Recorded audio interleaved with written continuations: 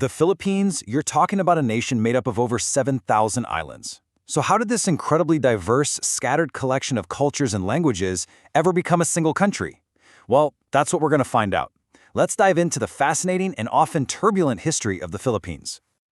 So here's our game plan. We'll start way back with the ancient peoples who first called these islands home. Then we'll jump into the 300 years under Spain that forged a new identity. After that, a revolution and the arrival of a new power, the United States. And finally, we'll track that long winding road to full independence. You really have to get your head around the scale of this place. 7,000 islands. It's just incredible. Each one with its own unique story. All of them eventually got woven together into this single, incredibly complex history. So, where do we even begin? Let's go way back, long before any European ships ever showed up. All right, first up, let's dig into the deep history of these islands and meet the people who laid the foundations. And when I say deep history, I mean deep. We're talking evidence of hominins from over 700,000 years ago. The first modern humans show up around 47,000 years back, followed by Negrito groups. But the real game changer, the migration that would define the population, came way later, around 3000 BCE. This event is absolutely crucial. It's called the Austronesian expansion, and it was one of the most epic sea migrations in human history. These people were master mariners. Starting from Taiwan, they spread out across the Pacific, bringing their language, their culture, and their DNA, not to mention cool tech like the outrigger canoe. They are the primary ancestors of most modern Filipinos. And don't for a second picture these as isolated island tribes. No way. For 3,000 years, they were part of a massive trade network called the Maritime Jade Road. It was a bustling highway of the seas connecting the islands to Taiwan and the rest of Southeast Asia. This was a sophisticated, interconnected world. So here's the main takeaway for this period. There was no single country called the Philippines. Not yet. It was a patchwork of independent communities. Some were small villages or barangays. Others were powerful kingdoms and sultanates like Tondo and Cebu, all trading, competing, and sometimes fighting with one another. But that fragmented world was about to be turned completely upside down. A new global power arrived, and for the very first time, they would bring this entire scattered archipelago under one rule. The Spanish first show up in 1521. You've heard of Ferdinand Magellan, right? Well, his visit didn't end so well for him. He was killed in battle. But Spain didn't give up. They came back, and by 1571, they'd made Manila the capital of a new colony that would last for 333 years, and which they named Las Filipinas, after their king, Philip II. So how on earth do you control thousands of islands and countless little villages? The Spanish had a strategy for that. It was called reducciones. Basically, they forced people to leave their scattered homes and move into new, centralized towns. This made it way easier to tax them, control them, and crucially, convert them to Catholicism. And this wasn't just about moving people around. It was a complete teardown of their social structure. The old system of chiefs and freemen was wiped out and replaced with a rigid, race-based pyramid. At the very top, Spaniards born in Spain. And at the bottom, the general native population. The echoes of this social engineering are still felt today. But here's an interesting twist. Around 1859, the British governor of Hong Kong, a guy named John Bowring, looked over at the Philippines and basically said, compared to the super brutal stuff the British and the Dutch are doing in their colonies, Spanish rule here seems almost gentle. It's a really surprising and, of course, debated perspective. For 2.5 centuries, the economic engine of the colony was the legendary Manila galleon trade. This was globalization before the term even existed. Giant ships would sail from Manila, packed with silks and spices from Asia, all the way to Acapulco in Mexico. They'd come back loaded with silver, turning Manila into a buzzing hub of global commerce. 3 centuries is a long time, though, and empires don't last forever. The foundations of Spanish rule were starting to crack.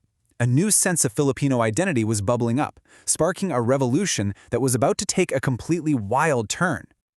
Many people point to one event as the spark, the execution of 3 Filipino priests in 1872. This injustice lit a fire under a whole generation of educated Filipinos, folks like the famous José Rizal. They started what's known as the propaganda movement, and at first they weren't demanding independence, they were just asking for reforms. Well, those reforms never came. So the movement went from writing pamphlets to armed rebellion, and then it happens. On June 12, 1898, General Emilio Aguinaldo stands up and declares the Philippines independent from Spain. They established the very first republic in all of Asia. Just think about how huge that was.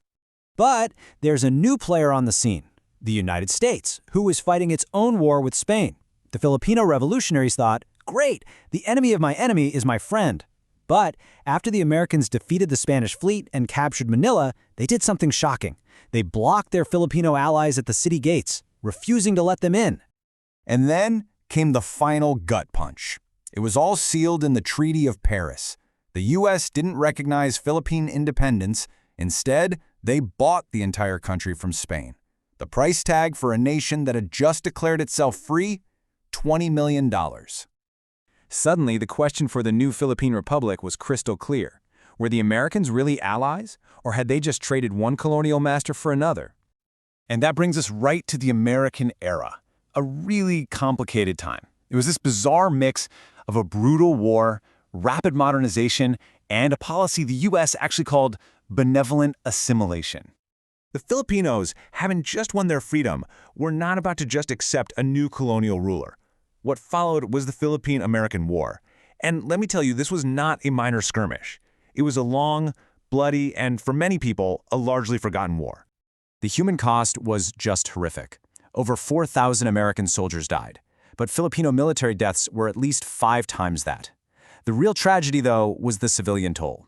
We're talking a minimum of 200,000 civilians dead from war, famine, and disease. It's a staggering number. But here's that strange contradiction again. While this brutal war was raging, the U.S. was also launching this huge project to remake the country. They built public schools everywhere, teaching in English. They built roads, ports, and hospitals. It was a massive effort to transform the Philippines, but it was always on their terms.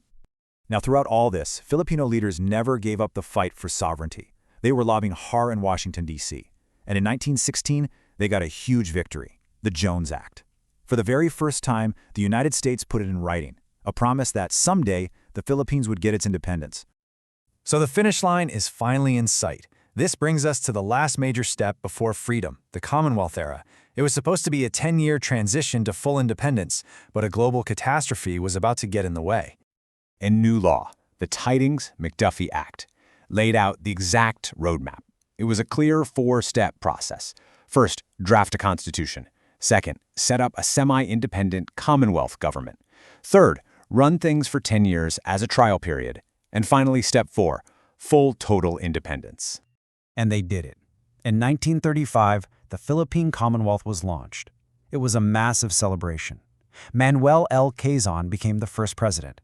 The country was basically governing itself, and the countdown to freedom in 1946 had officially begun. You could almost taste it. And then, the world exploded. We all know about Pearl Harbor. Well, just 10 hours later, Japanese bombs started falling on the Philippines. That dream of a peaceful transition to independence? It was shattered. The nation in waiting was thrown right into the middle of World War II. The combined American and Filipino forces fought bravely, but they were ultimately overwhelmed. The surrender of Bataan led to one of the most horrific events of the war, the Bataan Death March, where tens of thousands of prisoners were brutalized. It became a terrible symbol of the brutal 3-year Japanese occupation that followed. So, independence was promised. It was right there, just over the horizon. But first, the Filipino people would have to endure their greatest test yet, the fire of a world war. And the big question is, how would this final, terrible conflict shape the modern Philippines that we know today? Hey, if you enjoyed this quick history, we actually have a whole playlist full of them called Quick Country Histories. You can check out more explainers just like this one from all around the world. And of course, for more deep dives that break down big, complex topics, make sure you hit subscribe on Notebook Summaries. Thanks for watching.